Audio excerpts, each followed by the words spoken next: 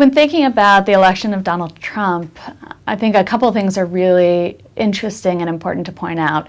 First is people have all pointed out that women voted for Trump more than they voted for Hillary Clinton. But that overall statistic hides a lot of reality. So for instance, based on the CNN exit polls, black women voted for Hillary Clinton at an 89% rate. So 89% of black women said they voted for Hillary Clinton. The numbers are not as trustworthy whenever we start talking about Latina women, but even the exit polls there show about 66% of Latina women voting for Hillary Clinton. It's only when we start talking about white women that we actually see a majority for Trump. So 57% of white women said that they voted for Donald Trump. So one of the things that we need to kind of ask is what's going on with these racial differences? If we get into class, the picture becomes even clearer, where over 60% of working class white women voted for Donald Trump. So we need to think about race and class along with gender if we're going to answer a question about why do women feel betrayed that certain women voted for Trump, right?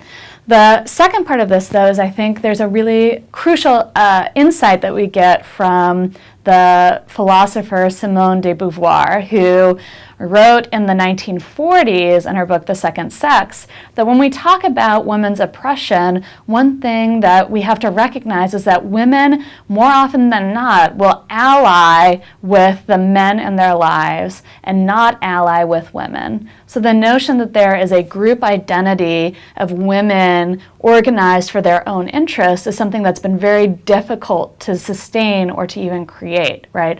So often you'll see white women organized with the class and race interests of the men in their lives rather than some notion that all women ought to kind of band together. So I think that notion that there are some people who think all women ought to be voting based primarily on gender, and the reality that women are much more likely to be racially organized and organized around class, that sets up the notion of betrayal, right? So when Donald Trump, both in his political stances, where he wants to see the rollback of Roe v. Wade. He proposed, before withdrawing the suggestion that women who have abortions illegally should be put in prison. Right? He went back on that, but the fact that he even said it seemed like a real betrayal against women's issues. And the way that he deals with issues of immigration and religion are all things that some women see as central issues for women, and so everybody should take a stance against him. Even further than that, his personal comments, both where he sexualizes his daughter and brags about sexually assaulting a woman, these seem like issues that women feel like everybody should have been so offended and so against Trump that they should have aligned behind Hillary Clinton.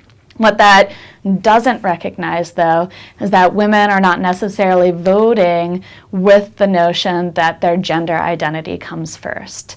That they might be voting based on class interests, based on the notion that we really have lost industrialization in this country, and if you are a member of the working class, another politician just stating the same line of the benefits of trade just isn't good enough for you, right?